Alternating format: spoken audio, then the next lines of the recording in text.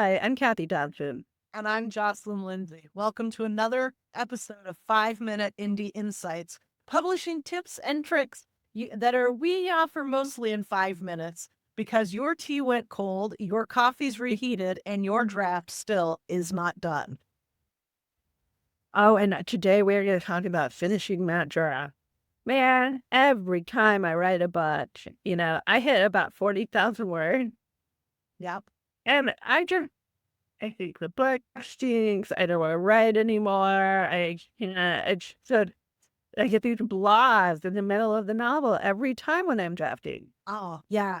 It's really funny because when somebody comes to talk to me about editing or help with finishing their books, and they haven't finished, I always ask them, "Where are you in the book? Where did you stop?"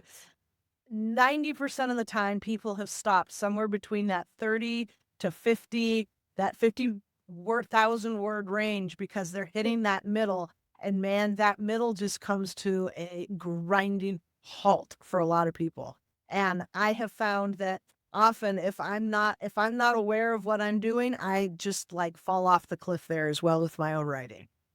Yeah, so I think a couple of things that I do to try and get past that period. One is go back to your outline. Because a lot of times you've gotten a little lost of where you're supposed to be heading with the book and take a look at it. It might not work anymore. You need to revise that. And I don't do any super in-depth outline. I just do a couple points on each scene. But go back there, look at the whole thing again, see if that still fits where you are in your writing. So that's one of the little tricks I use.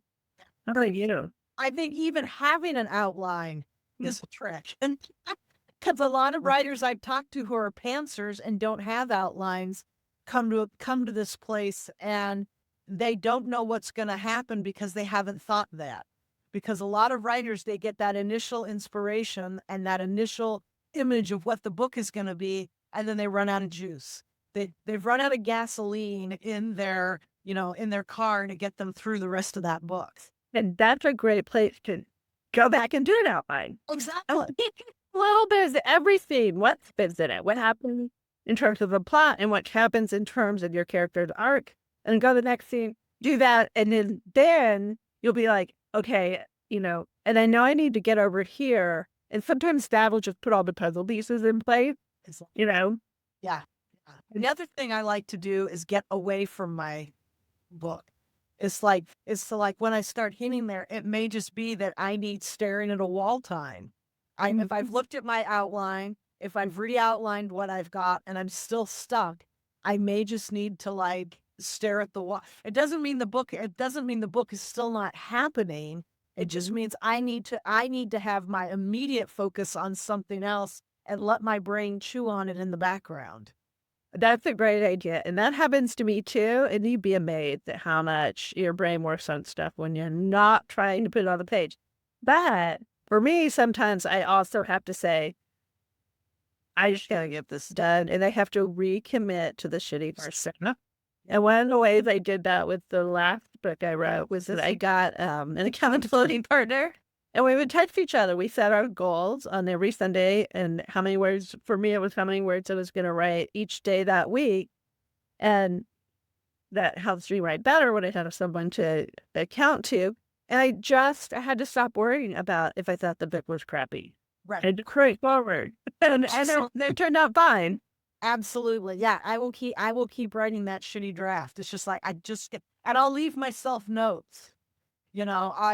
I leave myself notes of like, well, blah blah blah, something something something happens here, and then I just keep going.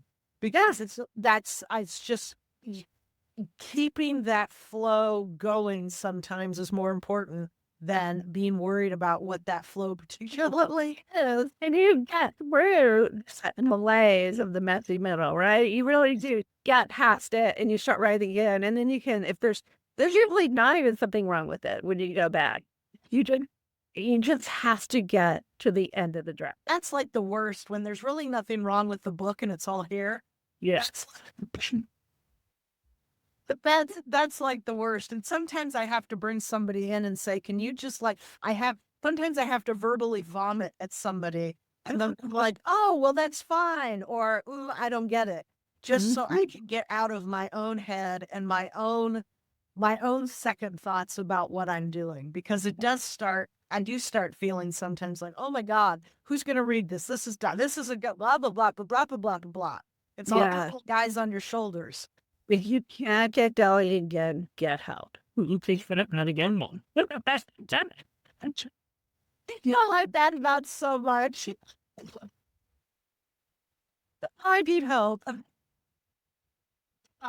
Yeah, I think the big thing is with the blahs is don't stop. No matter what, I mean, whether you're in this is like being in the shower and your brain's still working on things for a whatever you're doing, keep trying things and don't stop.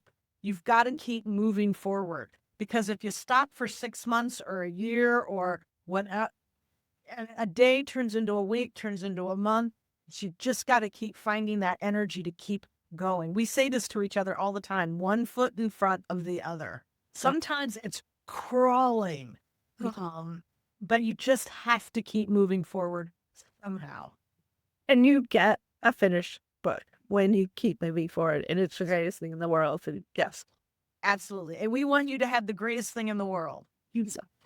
That's it for today. And go write. If you're in the messy middle, we give you permission to write garbage. We give you the permission to do whatever you need to do to keep yourself going so that you hit that finish line and that you have a finished book.